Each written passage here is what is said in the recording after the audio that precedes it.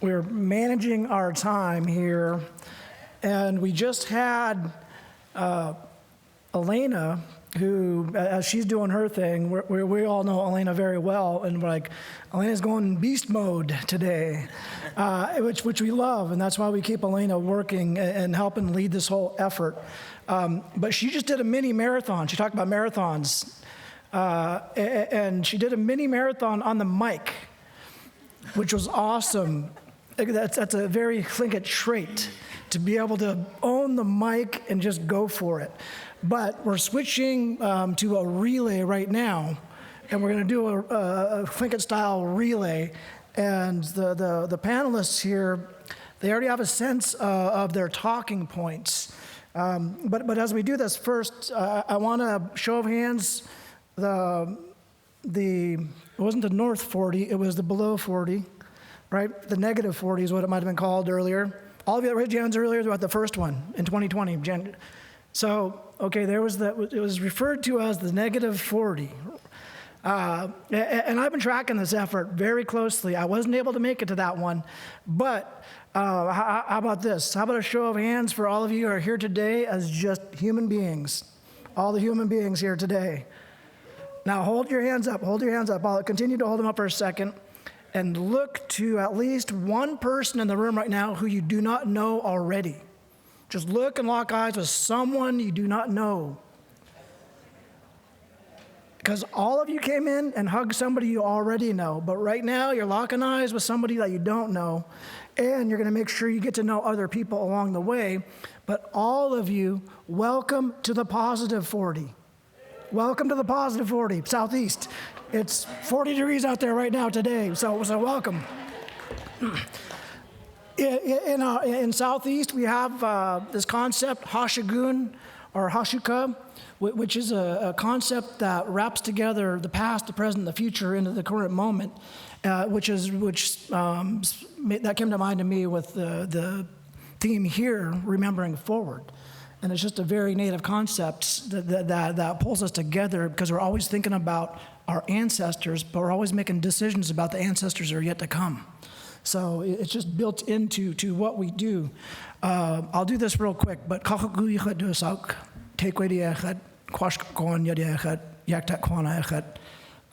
a brown bear, Quashkakwan, child of the Quashkakwan, a brown bear from Yakutat.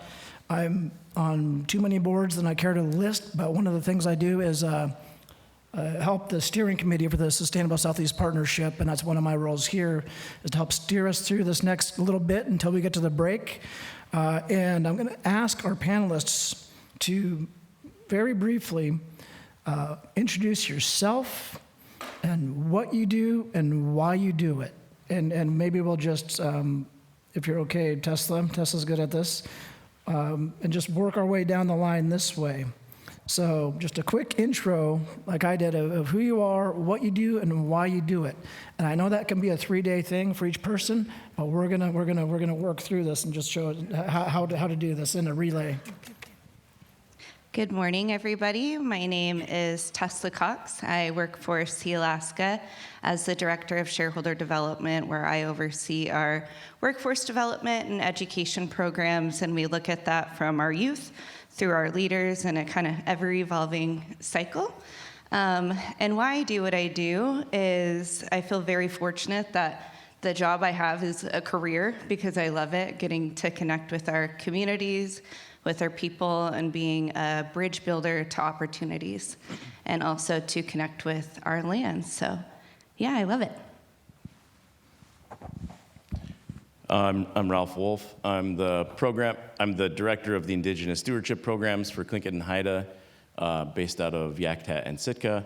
We run programs like the Alaska Youth Stewards that Elena was talking about, the Seacoast Indigenous Guardians Network. We have a traditional food security network that we're building out as well as a lot of policy work to try to help get fish and salmon and deer and moose and all these resources that we love to take care of and gain power and nutrition from back into the households that we've lived in for generations. So why I do the work that I do. I want my kids to be able to do the same things I did growing up. all those things, hunting, fishing, gathering, all that. Good morning, everyone. My name is Julia Nave. I'm a Southeast Program Director for the Nature Conservancy based here in Juneau on Akwon lands. The Nature Conservancy is a global environmental nonprofit, but we work basically in every state and around the globe. And our work here is really rooted in partnership with communities, and the way that we work is through the SSP and through partnerships through this impact network. So why I do what I do, it's an easy answer as a new mom, that I do it because I have a stake in the next generation at this point, but I also just find the greatest gratification out of working towards a shared vision for a place that I love with people that I love. So pass it to Clay. Go ahead. Start up here, Tori. My name's Tori Hauser, and I am the new district ranger for the Wrangell Ranger District of the Tongass National Forest on traditional lands. And I do what I do because I am a public servant, and it means a lot to me to try to help and learn and serve all of the people here. Kunak cheese, ganaki hut duasak, tagwadi ayachat, yakdat kwan ayachat, koik on Athabaskan Dutch Khan ayachat. My Tlingit name is Gunnuk. I'm from Yakutat, and I'm also a grandchild of the Koik on Athabaskan. My mother's from Rampart on the Yukon River.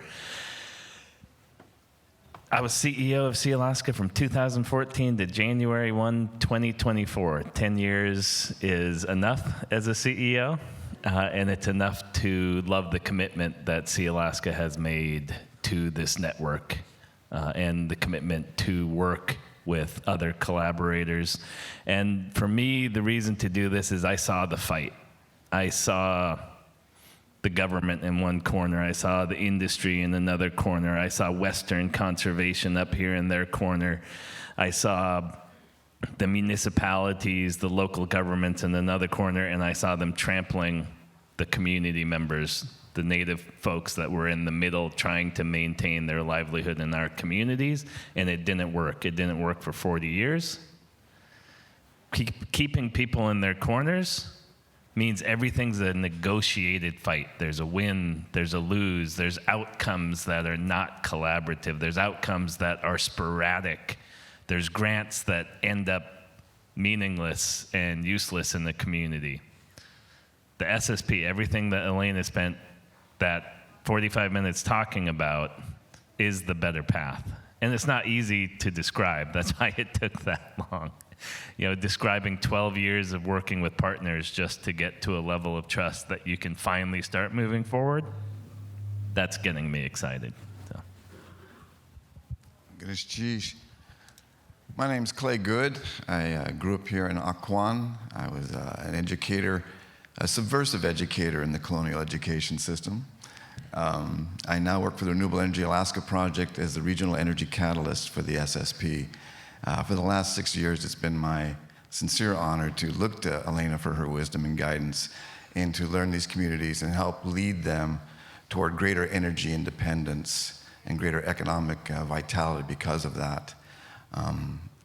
Why do I do this? Because I was raised here. I love this place and I love the people. Sheesh. I could have done that, but I would have taken longer because we all do know each other so well. So thank you. This is going to be a real tough one, and maybe we start on that side. And the question here is, what's your favorite protein from the sea? My favorite protein from the sea is a fresh white winter king salmon when they're nice and fatty and juicy. Mine's that first king salmon in the spring that you get. Spot prawns. I'm king salmon too. Chinook all the way. So like on my birthday, king crab, but like every day all year, king salmon. Beat me to it. When I was 7 years old, we went to the beach there at Anchkaltsu, the Auk village, and I had no idea there was a village there in past times, and we raked in king crab at minus tide. I'll never forget it. Sheesh. So obviously we are literally salmon people. And a little bit ago we heard about the Sustainable Southeast Partnership, so we don't need to reiterate that. But you've been all participating for quite some time now. What are some projects or some collaborative moments, things that stood out to you in your work at the SSP that would not have happened but for the fact that you're involved in the Sustainable Southeast Partnership? I had a really long answer for this one, so I'll try and make this a shorter version. But every year we have an SSP spring retreat where a bunch of partners come together and individuals, and it's such an amazing place to really learn what everybody's doing, what resources they need, what resources people have available to really make quick connections of, we can jump in and fill in that gap right now. So we've been looking at how we build career pathways in forestry through youth all the way up through careers, and through the partnership we've been able to build programs together from AYS to the forestry partnerships and fill in with internships along the way.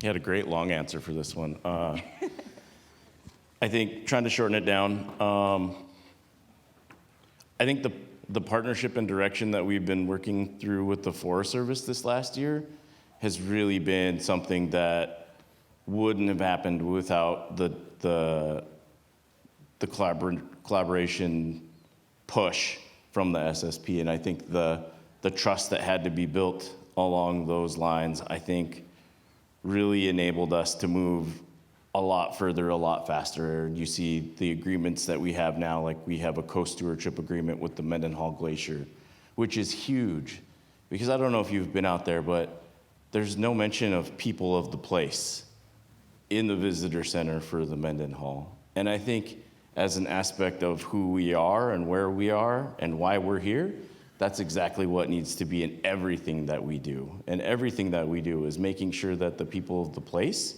are recognized as not only connected to the land, but the land is connected to us just as much as we are to it. So I think that's one of the big reasons.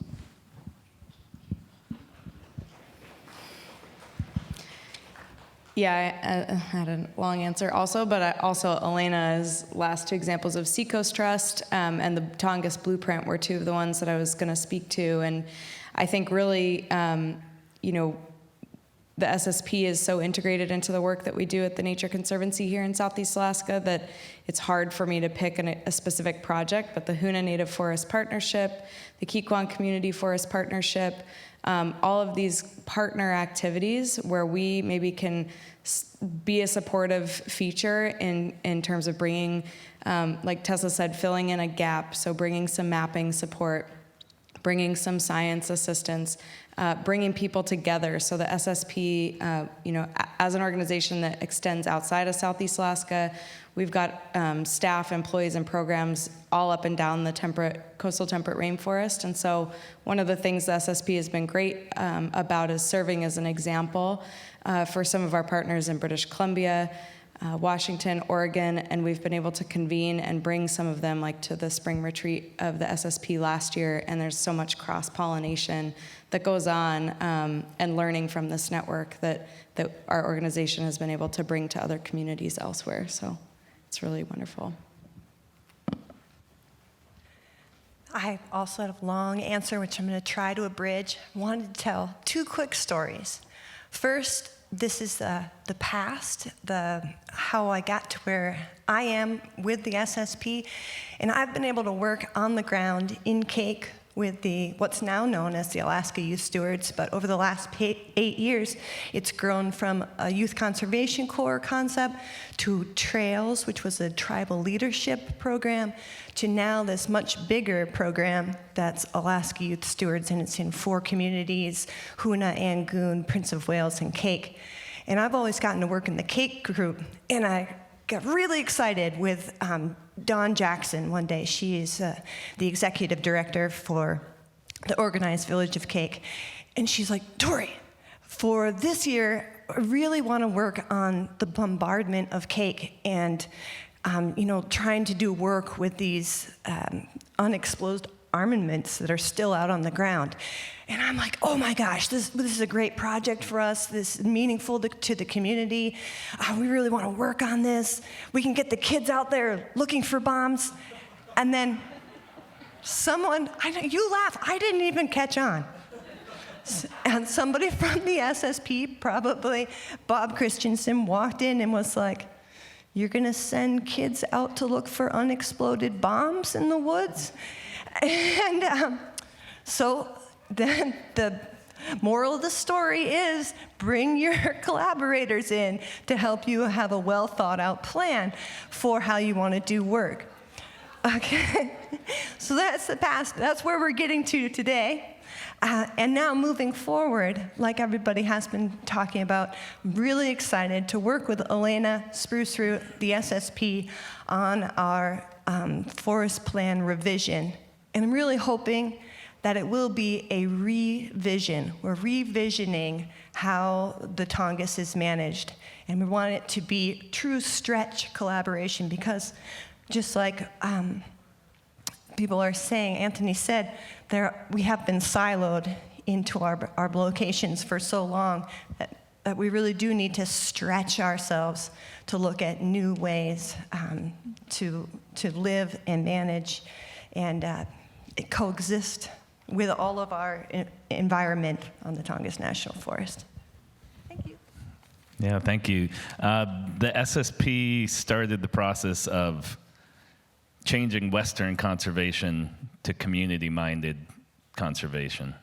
It started the process with philanthropy, like this colonialist philanthropic mindset. I want to fund this, and you will report back to me this, to we need this, and this is how we want to do it, and you're going to trust us to achieve the outcomes that you are seeking.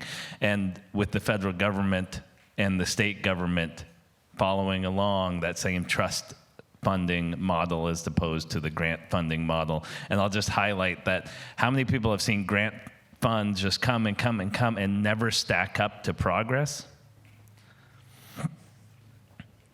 So creating the cumulative progress comes from listening to the community voice and doing what they say will be that next step in creating progress for them, and the SSP is on that path. But as Elena said, it's 2 steps forward, sometimes 3 steps back, 1 step forward. We know the trial and failure methodology from all of our traditional stories, but we're never going to stop working on this. For 40 years or more, Angoon has been burning diesel while waiting for the opportunity to develop their hydro that was promised to them. A year or so ago, I heard Lisa Murkowski say, Angoon hydro, and then I knew it was time to act. It was time to get the folks together from the SSP and start making certain that the community was ready to accept this and to be in control of it and to make certain that it benefited them maximally. We've had a job fair and a career fair for the first time in Angoon in the last year. We're paving the road for the careers and the economic benefit for that community. And that included the work of Youth and Education Catalyst, Gabe Schulberg with the SSP, and Michael Mausbach, the Workforce Development Catalyst, and a host of other people that are related to the SSP to make these convenings occur. And I'm just really pleased to look forward to the day that Angoon turns off that diesel generator and the quiet and the peace of that waterfront returns. So we're going to keep it with Clay, and this is a real tough one, and I want you to think about this one hard. Hunting, fishing, or gathering? You got to pick one. Well, probably gathering because it doesn't move. Hunting, being in the woods is the best thing ever. Is this a trick question? I want to pick all of them, but I'm going to go with fishing. I love to be out on the boat. Gathering.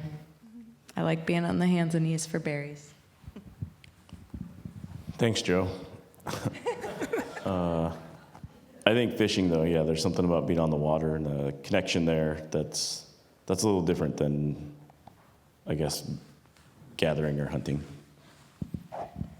I agree with fishing. I think it's something that can bring people together, and if you go and get a ton of salmon, it's a lot of work putting that fish up, but when everybody's in the kitchen together getting it ready is a good time to connect.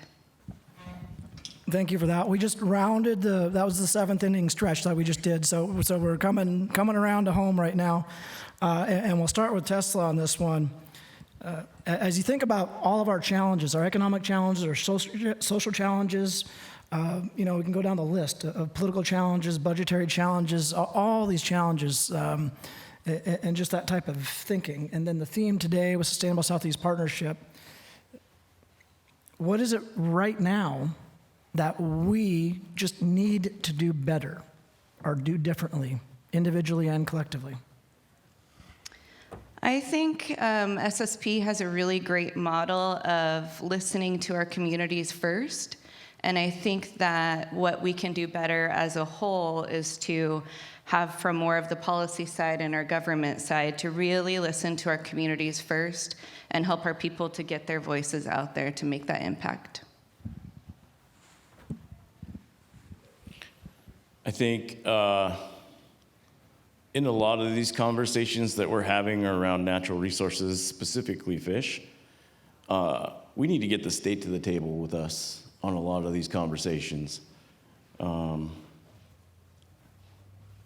also need to get the federal agencies involved a little bit more. When there's people who haven't harvested salmon for 5 years, that's ridiculous. When there's a fishery happening that's wasting thousands of fish in a time frame where they can't even traditionally harvest their fish, that's ridiculous.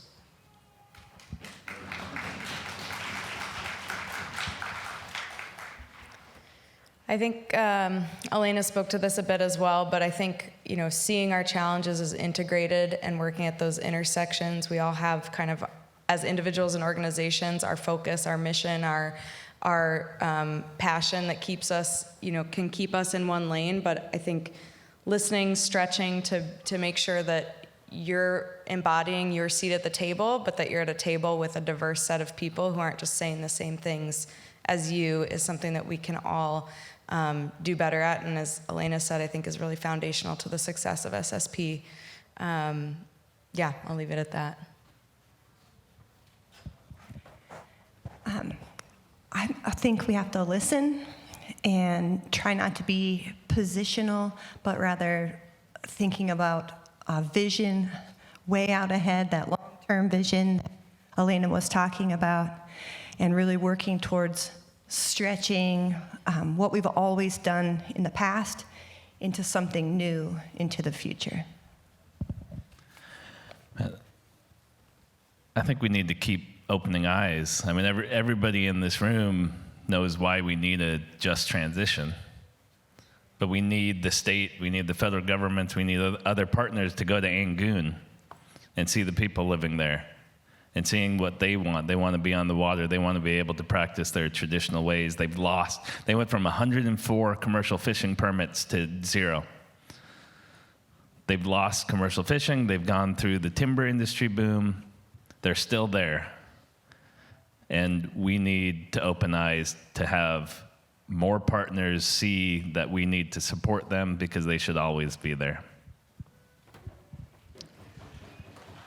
We need to resist economic energy colonialism. We have renewable resources all around us. We need to develop those. We need to switch to electricity. We need to heat with electricity. What better place than Southeast Alaska for an electric vehicle? No range anxiety here. So develop our renewable resources and use the technology we have to free ourselves of the chains of energy dependence. So I want to thank the panel, and I think it was pretty awesome how we're able to just quickly work through so much, but it's a demonstration of the fact that we work together so regularly. We're just able to, you need to do what you need to do. And this year's an election year, and we all know what that means. We need to do what we need to do. And we need to get out there and vote. And that village vote is going to be the difference maker this year. So that's one thing I just need to put on the table, and I'm going to continue to do that until we get to the November election there. Elena mentioned trusts, and I know that comes up regularly, and it has to. We can all picture a high trust relationship and a low trust relationship. In a high trust relationship, you can totally bungle whatever you're trying to say and just goof it up and say even the opposite thing, and whoever you're saying it to is going to understand what you're trying to say, and they're going to get the point and the message delivered. But in a low trust relationship, you can say verbatim, perfectly, what's supposed to be said, and they're not going to hear. They're going to mishear, because they're going to hear something different. So at the end of the day, it really is all about trust, and one way to build that trust is to, again, all the humans in the room, raise your hand, all the humans in the room. And now we've got, 8 billion of us on the planet? That's what matters right now, is all of us with that collective thinking. And as Native people, we are the original collective thinkers. It's indigenous thinking that is going to heal the planet. And work like this, and the work that you're doing. So Ganashish for spending time in Southeast. I invite the next iteration of this to happen in Yakutat. I don't know, how many have been to Yakutat? There's no beaches like Yakutat. And I've been to those beaches, Dry Bay to Yakutat Bay to Icy Bay. And you would fit in that gymnasium in Yakutat right now because everybody else is here in Juneau playing basketball. So our gyms are empty because they're here for gold medals. So have a good week. We really appreciate all of you being here. Last one. You got to say this. Ich sechan. Ich sechan. That's one word to carry with you, literally. Literally. I tattooed this on my hand right here. This is the glad hand. I tattooed it. It was my more recent tattoo. And what happened? And Ich sechan means I love you. It's to remind, to glad hand or shake hands with love. But what happened like 9 months after I got that tattoo? The pandemic set in. We haven't been shaking hands since then, so we got to figure this out. But anyway, have a good rest of your time here. I really appreciate it. And thanks to the panel.